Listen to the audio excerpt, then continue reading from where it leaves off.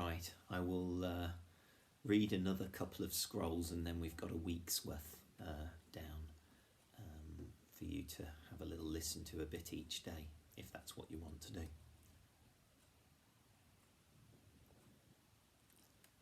Cup of tea, the world is good. Scroll 17. The dog's leader growled low in his throat. Jonathan dropped the slimy stick and looked at Nubia. "Okay," he said, "what's your idea?" The slave girl closed her eyes. She began to hum, softly at first, then louder. Then she took a deep breath and started to sing a strange, tuneless song. It made the fine hairs at the back of Flavia's neck stand up. The dogs began to whimper. Presently, one or two of them sat. Nubia was singing a song her father had taught her, the dog song. She sang the story of how dogs had once been like jackals, wolves, and desert foxes, hunting in the cold night. She reminded the dogs of how their ancestors used to howl at the moon from loneliness and hunger and a yearning for something they had never known. The dogs began to howl with Nubia. Jonathan and Flavia exchanged wide-eyed looks, then turned back to watch her in fascination. Gradually, Nubia's song changed. She began to croon the story song, relating how dogs discovered man and fire and warmth and safety, how they no longer had to roam cold and hungry at night, but could curl up beside the fire with a full belly and someone to scratch them behind their ears. The dogs had stopped howling now and were settling down. One or two were actually lying on the ground panting, their eyes half closed. The others were sitting. The leader whined and half stood, as if he felt his power fading. But now Nubia was singing of warmth and love and loyalty and devotion. And finally he too settled down, rested his sharp brown muzzle on his paws, and listened. Bathed in the red light of the setting sun, the sea was the colour of purple wine. Lupus knew his friends would have been expecting him for some time now, but he could not leave the great curving breakwater on which the lighthouse stood. Quite a crowd had gathered by now. The lighthouse was a dark shape against the blood-red sun, and the great plume of smoke from the bonfire at its top was as black as ink. 100 feet above them stood two tiny figures silhouetted against the fading sky. One was poised at the very edge of the platform. The other figure, a soldier, stood on the same level, but further away. Every time he started to move, the man on the edge swayed forward as if to jump, and the crowd gasped. A centurion was moving through the crowd, asking if anyone knew who the man on the lighthouse was. Lupus considered trying to catch his eye, but even if he managed to communicate with him, what would he say? That the man's name was Avitus? That he was consumed with grief for his dead daughter and had been drinking wine all afternoon? What good would that do? Lupus hung his head as the officer pushed past, but he needn't have bothered. The centurion didn't even glance at him. The crowd suddenly gasped again, and Lupus looked up. High above them, the soldier was finally approaching Avitus with his hand extended. It was at that moment that the tiny black figure, swaying on the edge, silently pitched forward and fell through space. There was a cry from the onlookers as the figure struck the edge of the first tier, bounced and tumbled like a rag doll down to the concrete below.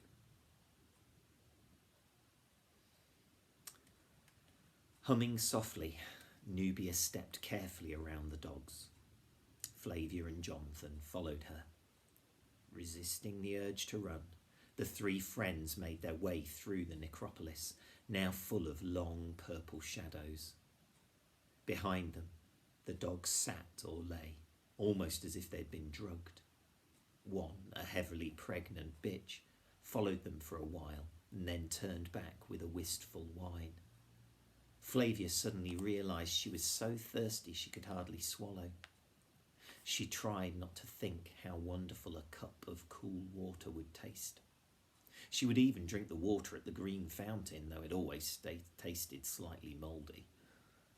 Up the dusty road, the three of them went, past trees whose leaves glowed like emeralds in the light of the setting sun, past the cooling glade where Avita was buried, past the tomb of fighting gladiators and on through Fountain Gate. As soon as they had passed beneath its arch, they knew they were safe. Without a word, they ran to the green-tiled fountain in the centre of the crossroads and plunged their dusty faces into the cold water. Then each chose a spout and drank deeply. Flavia had never tasted anything as delicious as that water, even with its slight taint. At last they turned their tired feet for home, dreading the reception they would get. Rounding the corner, they were surprised to find a group of soldiers standing outside Claudius's house. An official-looking person, a magistrate, was deep in discussion with Libertus himself. Several passers-by had stopped to watch.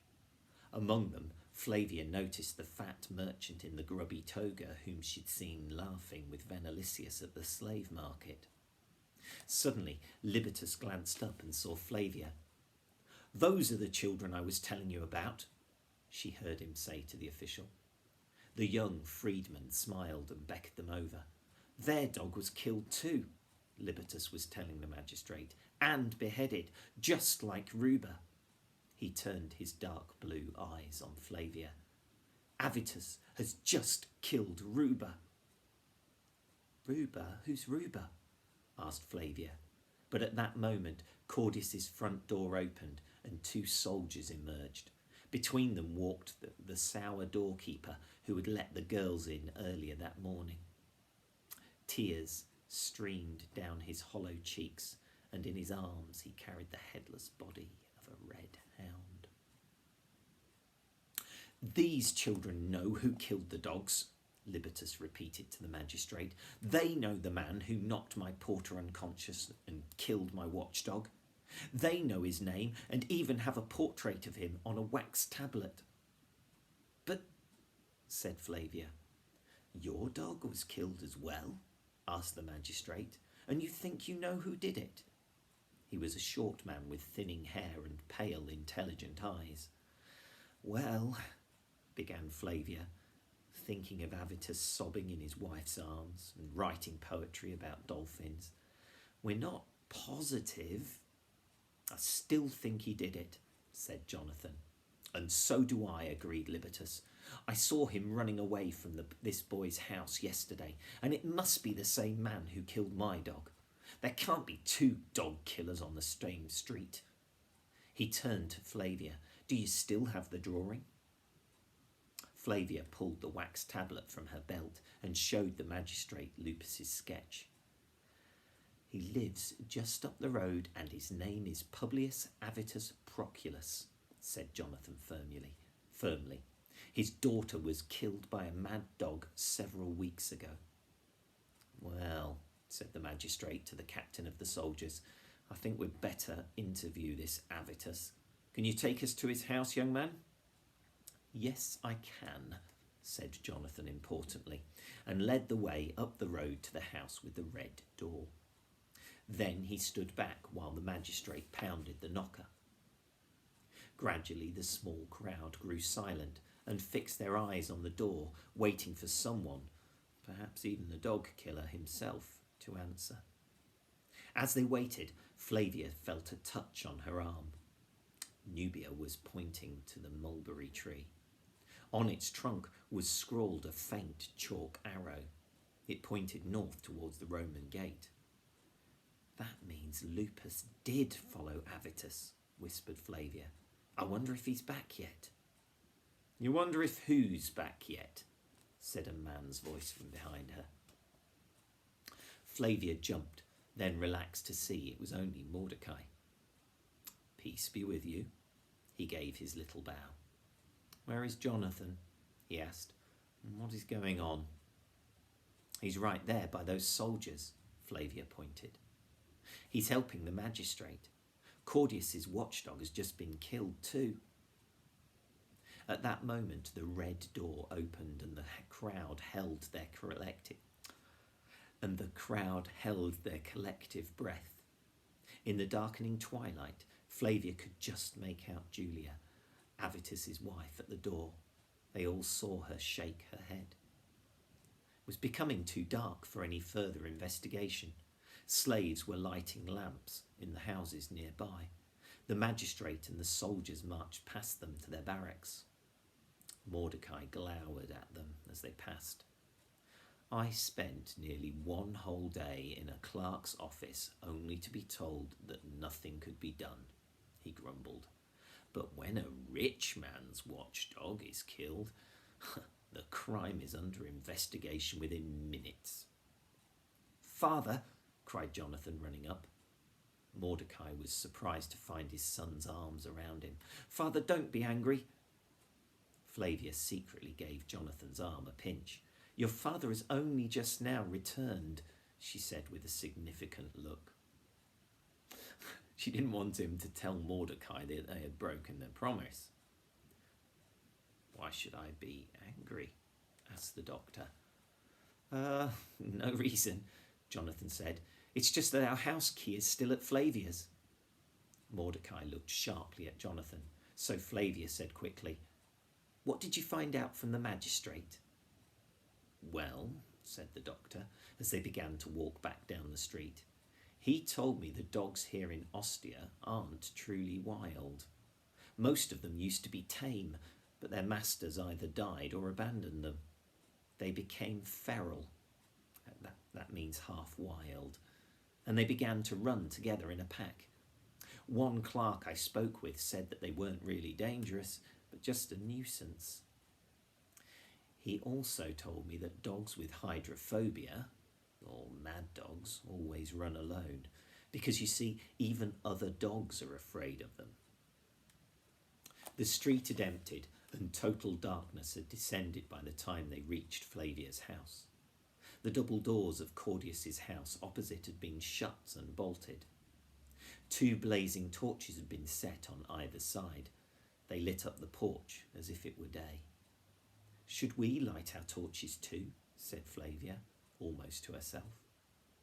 No need, said Mordecai. Claudius no longer has a watchdog, but you still do. An awful thought suddenly struck Flavia and Nubia at the same time, and they looked at each other fearfully. I hope we still have a watchdog, cried Flavia, and pounded hard on her door.